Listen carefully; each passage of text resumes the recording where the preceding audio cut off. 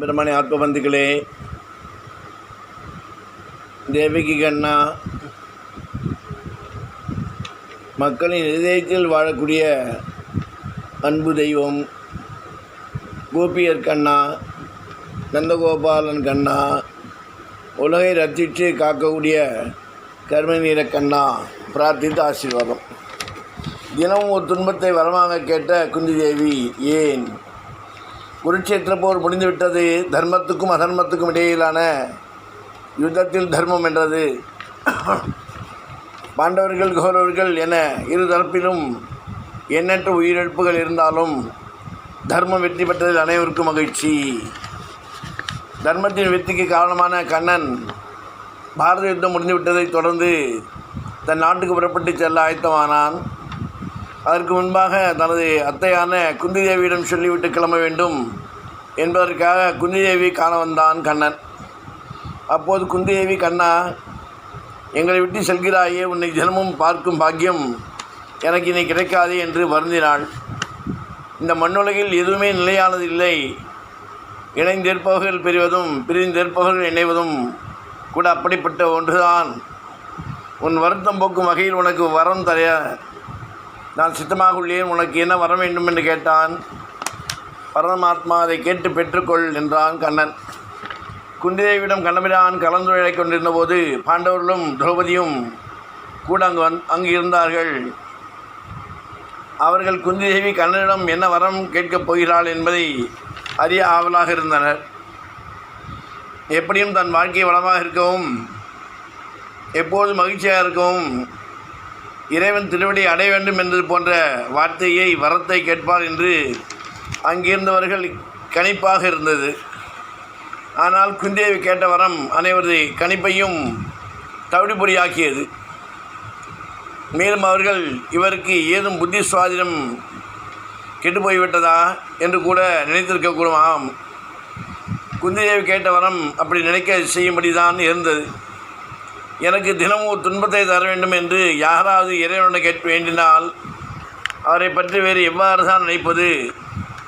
கண்ணனை பார்த்து குந்திதேவி அந்த வரத்தை தான் கேட்டாள். கண்ணா, தினமும் எனக்கு ஒரு துன்பமாக தேரும்படி வரம் தந்துள்ள வேண்டும் என்றாள் குந்திதேவி.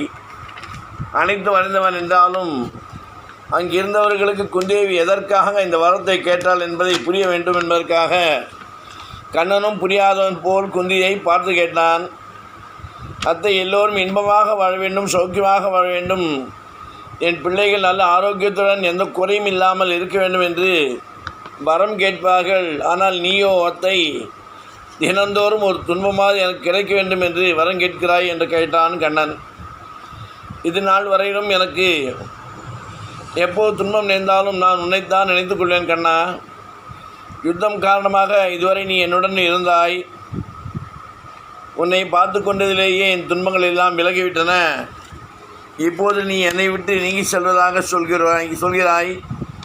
ஆனால் நான் உன்னை நினைக்காமல் இருந்துவிடக்கூடாதே கண்ணா என்ற அச்சம் என்னை அச்சுறுத்துகிறது. தினமும் ஏதாவது ஒரு துன்பத்தை தந்தால் அதன் வாயிலாக உன்னை நினைத்து ஆறுதல் பட்டுக்கொள்வேன் கண்ணா என்று கூறினாள் குந்திதேவி. உன்னை நினைப்பதால் உன் அருட்பார்வை எனக்கு கிடைக்கும் அல்லவா?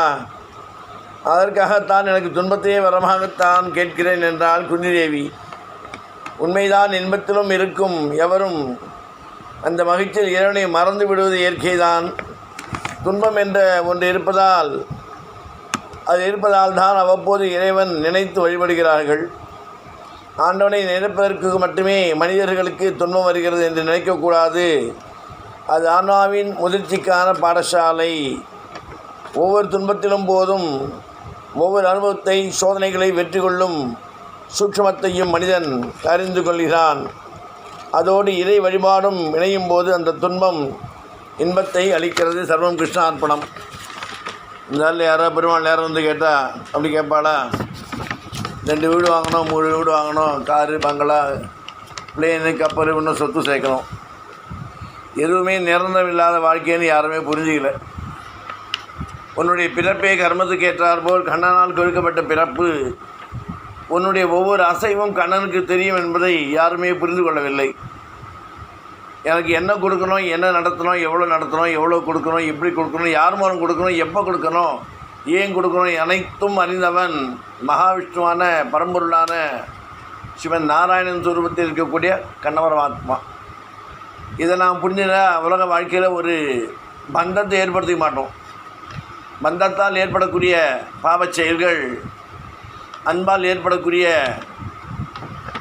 ஆபத்து, பாசத்தால் ஏற்படக்கூடிய ஒரு பகை, இவை அனைத்துமே அந்த அன்பு பாசம் எல்லாத்தையும் இறைவன்ட்டு நம்ம செலுத்தினோம்னா அவன் அருட்பிரசாதம் என்று சொல்லக்கூடிய அவனுடைய பார்வை அவன் நம்மை காத்து ரட்சிப்பான் என்பதை புரிந்து கொள்வதற்காகவே குந்தி தேவியின் மூலம் கண்ணனால் நமக்கு உணர்த்தப்பட்டது.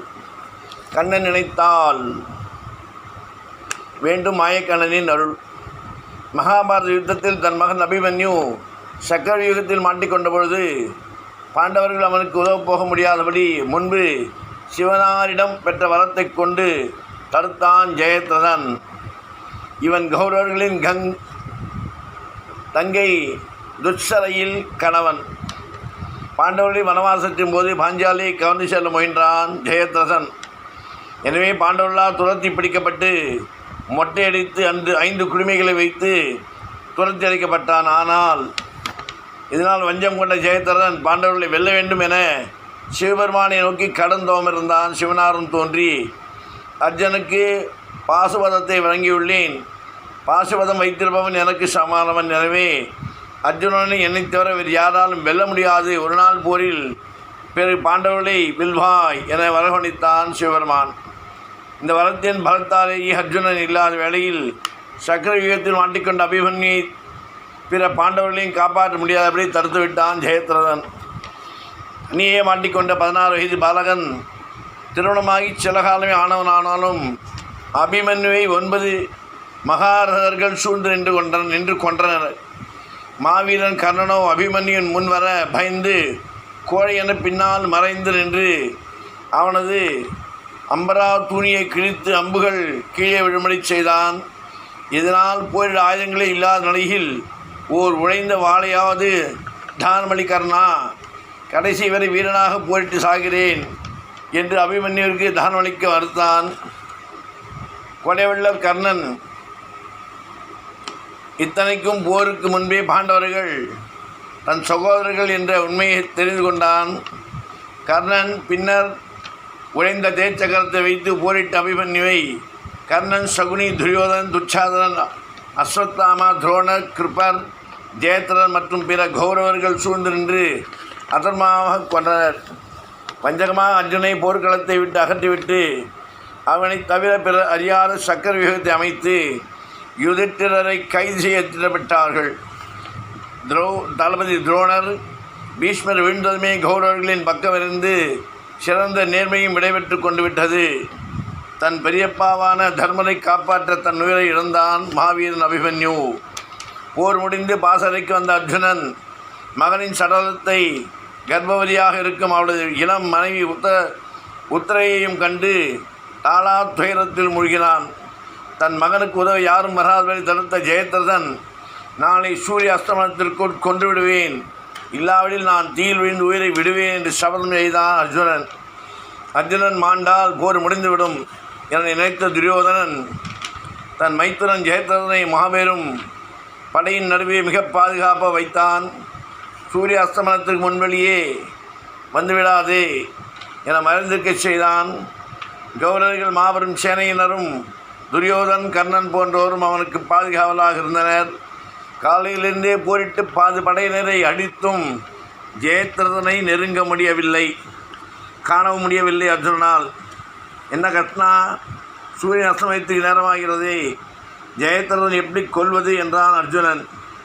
எதையும் யோசிக்காமல் கால நேரத்தை முடிவு செய்த உன்னை யார் சபதம் செய்ய சொன்னது என கடிந்து கொண்டார் ஸ்ரீகிருஷ்ணன்.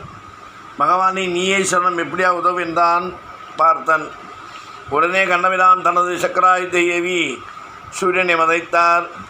எங்கும் இருள் சூழ சூரியன் அஸ்தமானான் என ஆனந்தமாக கூச்சலிட்டனர் கௌரவர்களும் சகுனி, கர்ணன் போன்றோரும். இதை கேட்ட ஜெயத்ரதன் பெருமகிழ்ச்சியோடு, சூரியன் அஸ்தமித்து விட்டான், இனி பயமில்லை, அர்ஜுனன் தீக்குளித்து விடுவான் என வெளியே வந்தான். அப்பொழுது அர்ஜுனன் நெருங்கி வந்த கேலி பேசி ஜெயத்ரதனை பார்த்து புன்னகைத்தவாறே சக்கராய் ஜகற்றினான். மாயக்கண்ணன் விஜயா ஜெயத்ரதன் தலையை ஒரு அம்பால் வீழ்த்தி தலை கீழே விழாது அவனது தந்தையின் மடியில் தள்ளு என்றான் ஸ்ரீகிருஷ்ணர். ஜெயத்ரதனுடைய தந்தை விருத்தரசரன். இவன் தவம் செய்து பெற்ற மகனே ஜெயத்ரதன். இவன் தன் மகனின் தலை யார் கீழே தள்ளுகிறானோ அவனது தலை 100 சுக்காகளாக வெடிக்கும் என்று தவமையேற்றி கொண்டிருந்தான். இந்த விவரத்தை அர்ஜுனனுக்கு சொல்லி, உன்னால் அறுபட்டு இந்த தலையை கீழே விழுந்தால் உன் தலை வெடித்துவிடும். அதனால் தொலைவில் தவம் செய்யும் விருத்தரனின் மடியில் அந்த தலையை தள்ளு என்றான் கிருஷ்ணன். அர்ஜுனனும் அப்படியே செய்ய கண்களை மூடி தவம் செய்து கொண்டிருந்த விருத்தரன் என்ன பயந்து அதை கீழே தள்ள அவனது தலை வெடித்து சிதறியது. நாம் என்னதான் சூழ்ச்சி செய்தாலும் சாமர்த்தியமாக நடந்து கொண்டாலும் நம் வாழ்க்கையை நடத்தி வைப்பவனும் அதை தீர்மானிப்பதும் பகவான் தான். அதனால்தான் நமது பாரங்களையும் பகவானை ஒப்படைத்துவிட்டு பகவானை உன் சித்தம், எனக்கு எது நல்லதோ அதை செய் என்று சொல்லி அர்ஜுனனைப் போல பகவானை நாம் சரணடைய வேண்டும்.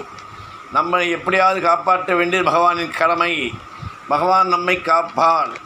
இதில் கவனிக்க வேண்டிய குறிப்பு என்னவென்றால், கிரகண நாட்களில் போரை நடத்த மாட்டார்கள். எனவே சூரிய கிரகணம் இல்லாத நாட்களிலே இந்த அதிசயம் நிகழ்ந்தது என்பது முக்கியமாகும்.